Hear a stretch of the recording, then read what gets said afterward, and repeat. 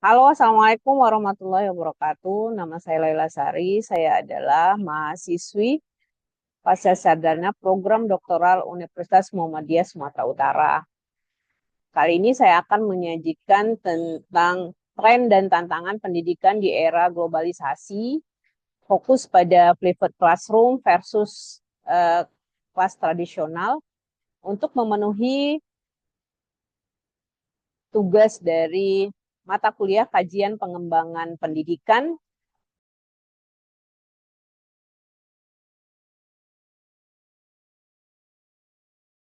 Terima kasih yang saya hormati Bapak Asosiat Profesor Dr. Muhammad Arifin MPD selaku pengampu mata kuliah Kajian Pengembangan Pendidikan. Saya akan membahas tentang tren dan tantangan pendidikan di era globalisasi. Yang jelas bahwa globalisasi telah mengubah dunia menjadi sebuah kawasan global yang saling terhubung. Jika dikaitkan dengan pendidikan, jelas menjadi penting dalam mengubah konsep berpikir dari setiap orang yang berdampak pada pendidikan tersebut.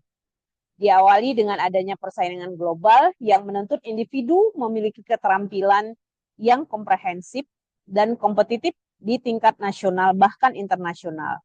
Sadar atau tidak, pendidikan berkualitas akan membekali siswa dengan pengetahuan, keterampilan, dan sikap yang dibutuhkan dunia global. Bahan perkembangan teknologi membentuk setiap individu mampu beradaptasi, belajar, atau membekali diri menggunakan teknologi yang efektif dan berdaya guna. Tantangan globalisasi membutuhkan upaya adanya sebuah terobosan dalam dunia pendidikan, seperti kurikulum yang adaptif.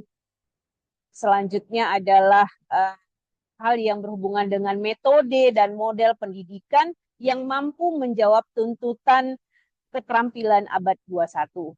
Begitu pula dalam hal penguatan identitas lokal agar tidak terangkat dari akar budaya lokal dan munculnya kemitraan internasional dalam upaya memperluas wawasan siswa dan meningkatkan kualitas pembelajaran.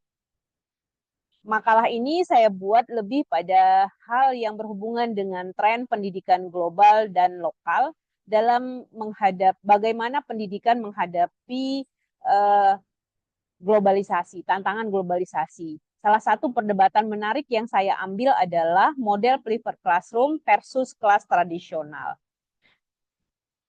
Dalam hal ini, flipped classroom itu adalah sebuah model pendidikan yang mampu menjawab tantangan saat ini tentang adanya perkembangan teknologi, di mana tren pendidikan itu diawali dari hal yang berhubungan dengan blended learning, penggunaan perangkat lunak, edukatif, dan integrasi AI sebagai kecerdasan buatan untuk personalisasi pembelajaran, penilaian otomatis, dan memberikan umpan balik yang lebih efektif. Salah satunya adalah metode flipped classroom. Flipped classroom adalah metode di mana siswa mempelajari materi pembelajaran secara mandiri di luar kelas. Nah, biasanya melalui video, modul digital, atau bahan lainnya. Dan menggunakan waktu di kelas untuk berdiskusi, kolaborasi, dan pemecahan masalah. Saat ini penerapan di Indonesia yang menjadi tren pendidikan global dan lokal adalah tentang hadirnya kurikulum global dan bagaimana tren global itu lebih mengarah pembelajaran yang lebih fokus kepada banyaknya informasi yang diperoleh siswa di luar dari informasi yang diberikan oleh guru di dalam kelas.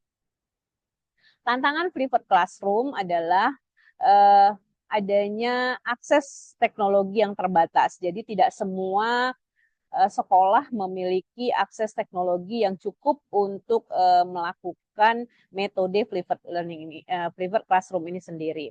Kemudian kesiapan gurunya kurang optimal, di mana guru diharapkan sudah mampu merancang pembelajaran yang selanjutnya dibuat menjadi video ataupun modul digital yang nantinya akan bisa dipelajari murid di mana saja dan kapan saja, sehingga di dalam kelas digunakan untuk berdiskusi dan memberikan upaya-upaya apa saja yang bisa dijadikan sebagai pemecahan masalah-masalah yang terjadi.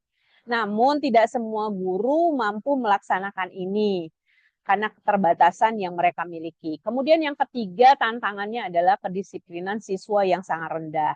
Jadi ketika video ataupun pembelajaran sudah diberikan, tidak semua memiliki waktu, siswa juga tidak mempelajari sebelumnya apa yang harusnya mereka pelajari melalui video tersebut.